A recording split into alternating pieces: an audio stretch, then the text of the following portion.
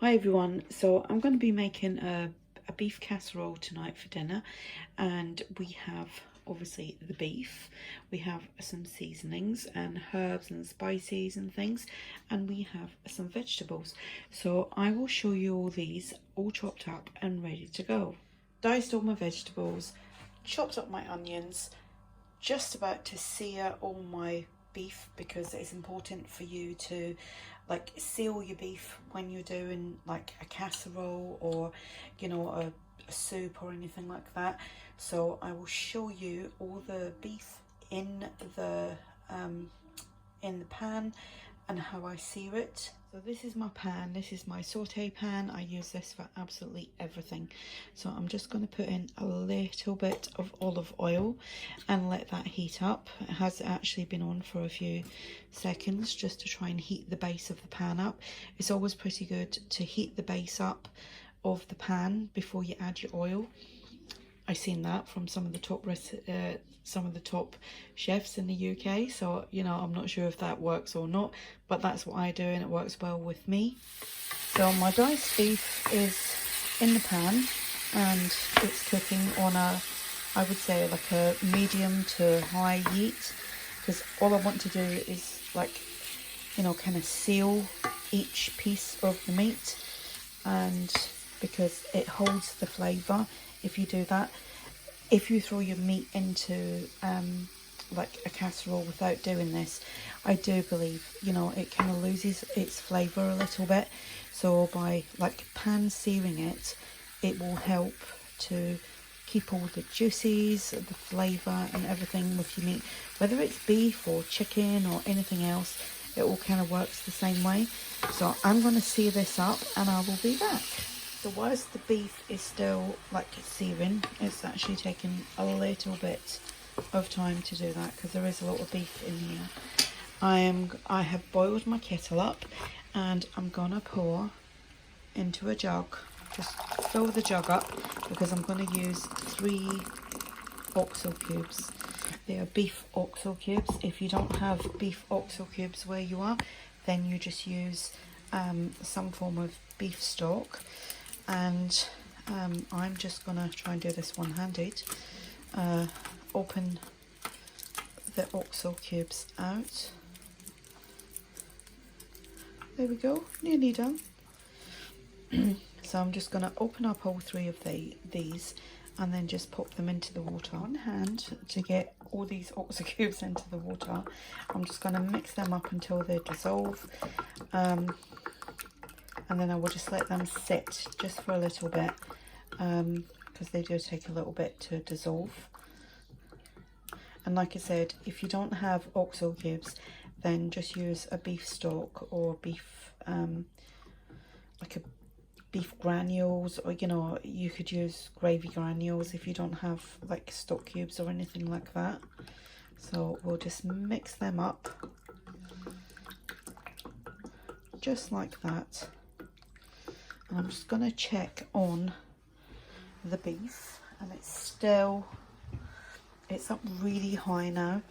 So, and obviously there's quite a bit of water coming out of these, so I want to reduce that water down. So obviously I've taken the lid off and just let that cook a little bit longer. So the meat is pretty brown now. There's still a little bit of liquid in there, so I'm going to use a little bit of the cornflour and I'm just going to sprinkle some of that in there. This is obviously, it's probably just about a tablespoon, and this will help thicken up all this, and it will also help thicken up when you put it in the slow cooker, because obviously that's how I'm doing it. So it's like a slow cooker. Beef stew, beef soup, beef casserole. You may actually need to use a little bit of the cornflour towards the end just to thicken it up a little bit. Isn't that a lovely noise? You can see that that's all thickened up now, it's not so watery. So I'm just going to add that to my slow cooker, which has actually been on the heat just for about 5 minutes now. So I've popped all this into my slow cooker, which you can see is on a high. And now I'm just going to go over and like kind of sweat out my vegetables just a little bit. So I'm just going to add a little bit of olive oil, and then I'm going to add in, I should say, my chopped onions. I did actually want to get a leek for this today, but guess what? Couldn't get a leek in the supermarket. I'm just going to turn that down a little bit because it was up high. Yeah, a little bit shocking. Couldn't get a leek today. It was something else we couldn't get. Oh, we couldn't get chicken thighs or chicken breasts, all sold out at midday today. I think that's maybe because we are in lockdown again.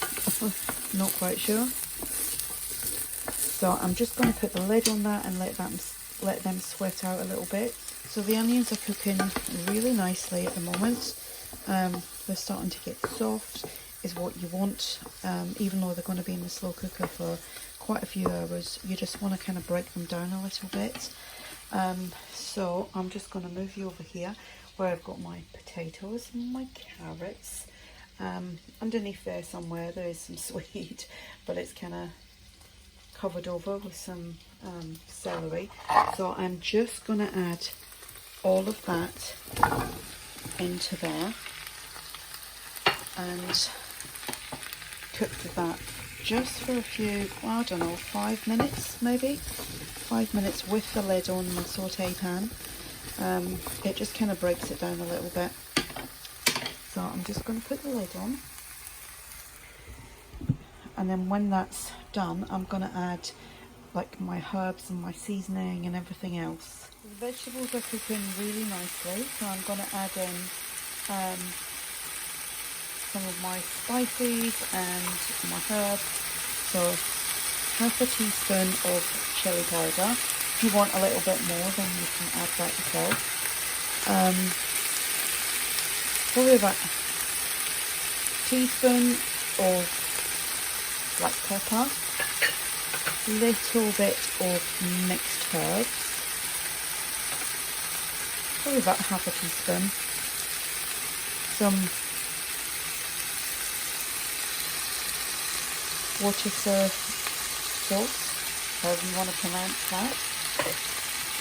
I'm going to add a little bit of garlic powder, probably about a teaspoon of that. Who doesn't love a little bit of garlic? And then I'm just going to mix that all around.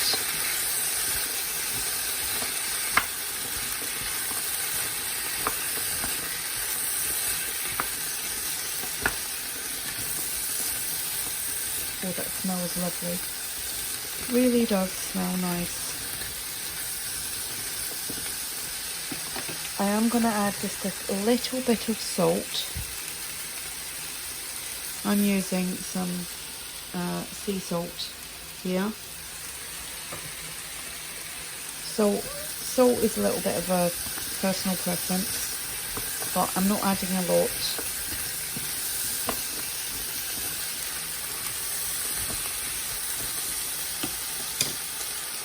So I've given the vegetables about 10 minutes just sauteing in the pan. I'm now going to add that to my slow cooker. Try and do this one-handed. So here we go. It's all going to go into the pan. I think I just dropped a potato, but there we go. So that's all in there. I'm just going to give that a little mix with the meat, and then I'm just going to add my oxo.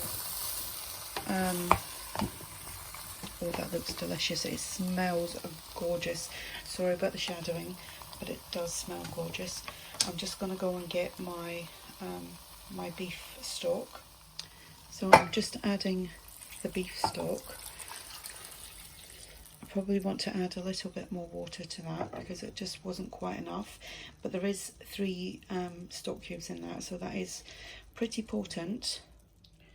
So I'm just going to add probably just over another half a pint of water to this. The potatoes will really help thicken this up as well. And what I'm going to do is set this to low for six hours. Long time, but it will be worth it. So after 6 hours I will show you this once it's done. So it's all ready. It has actually cooled down a little bit. Sorry about the shadowing. And half the family have had some already, so you can see it was right up to here, and there's still loads left over. So that's it all. The meat is literally melt in your mouth. So I will put all the ingredients down below if you want to make this yourself. I'm sure you've tried this before, but this is just how I make mine. So thanks for watching, and if you have any questions, just feel free to ask in the comments box below. Bye.